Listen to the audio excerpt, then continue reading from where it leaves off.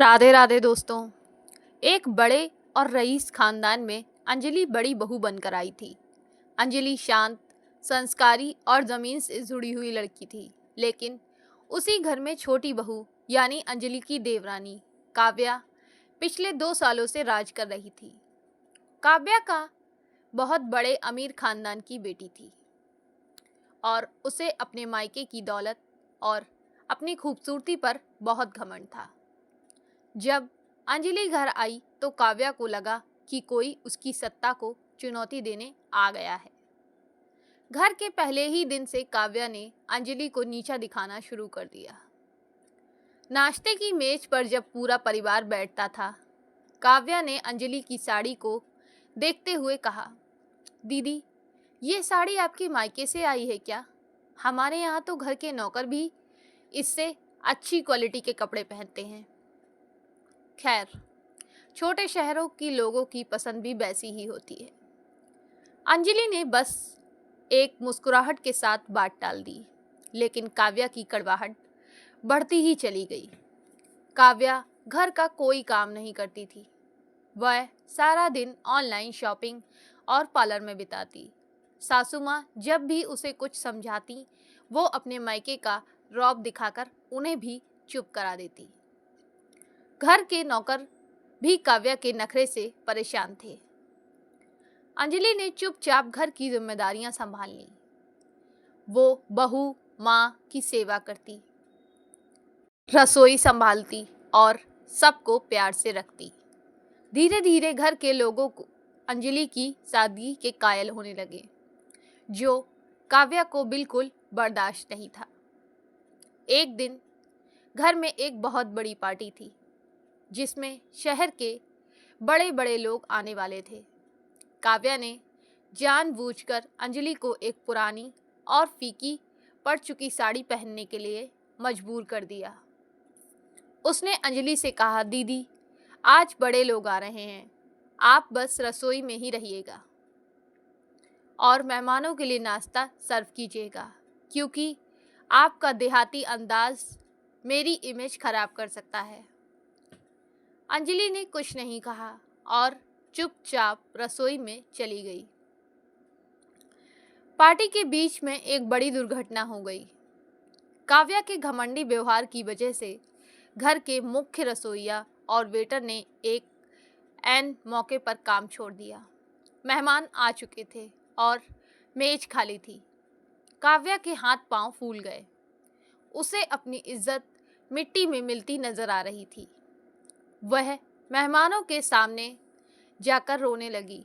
तभी अंजलि बाहर आई और वो उसी साधारण साड़ी में थी, पर उसके चेहरे पर एक अजीब सा आत्मविश्वास था।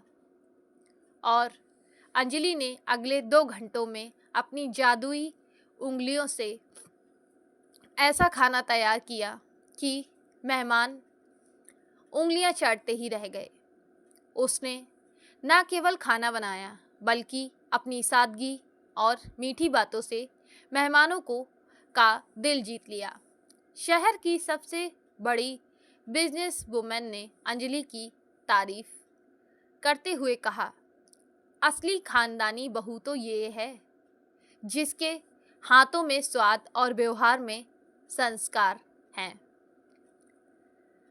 पार्टी खत्म होने के बाद असली ड्रामा तब शुरू हुआ, जब काव्या के मायके से खबर आई कि उसके पिता का बिजनेस बुरी तरह डूब गया है और वे दिवालिया हो गए हैं। काव्या का घमंड एक पल में चकनाचूर हो गया। उसे डर था कि अब इस घर में उसे कोई नहीं पूछेगा। वो अपने कमरे में छिपकर रो रही थी। तभी अंजलि उसके पास एक गिलास दूध और खाना लेकर आई। काव्या ने नफरत से कहा, अब तुम भी मेरा मजाक उड़ाने आई हो? अब तो मेरे पास ना दौलत है और ना ही रुतबा। अंजलि ने बड़े प्यार से काव्या का हाथ पकड़ा और कहा, काव्या, घर दौलत से नहीं, अपनों के साथ से चलता है। तुम मेरे मायके की गरीबी का मजाक उड़ाती थी, पर देखो आज मेरा वही छोटा मायका और मेरे संस्कार मेरे काम आए हैं। खूबसूरती और पैसा तो पानी के बुलबुले की तरह हैं, आज है तो कल नहीं। इंसान की पहचान उसके व्यवहार से होती है। अंजलि ने आगे कहा, इस घर की बड़ी बहू होने के नाते मैं तुम्हें माफ़ करती हूँ, लेकिन तुम्हें ये समझना होगा कि यहाँ हम सब बराबर हैं। अगर तुम अपनी एक कड़वाहट छोड़ दोगी तो ये घर तुम्हें सगे मायके से ज़्यादा प्यार देगा। और काव्या की आंखों से पश्चाताप के आंसू भी बह निकले। उसने अंजलि के पैर छुए और अपनी हर गलती की माफ़ी मांगी। उस दिन के बाद काव्या बिल्कुल पूरी तरह बदल गई। उसने अपना घमंड त्याग दिया और अंजलि के साथ मिलकर घर की जिम्मेदारियां उठाने लगी। मोहल्ले के लोग जो कल तक कहते थे कि इस घर में दो बहुओं के बीच महाभारत होगी, आज वे उदाहरण देते थे कि घर हो तो अंजलि और काव्या जैसा। दोस्तों, पैसा बिस्तर तो खरीद सकता है पर नींद नहीं, गहने खरीद सकता है पर खूबसूरती नहीं, और नौकर खरीद सकता है पर सम्मान नहीं। असली अमीरी संस्कारों में होती है, ना कि बैंक बैलेंस में। दोस्तों, उम्मीद करती हूँ कि आपको ये कहानी पसंद आई होगी, तो हमारे चैनल को सब्सक्राइब करना बिल्कुल मत भूलना। कल फिर मिलेंगे एक ऐसी ही और नई दिलचस्प कहानी के साथ। तब तक के लिए धन्यवाद।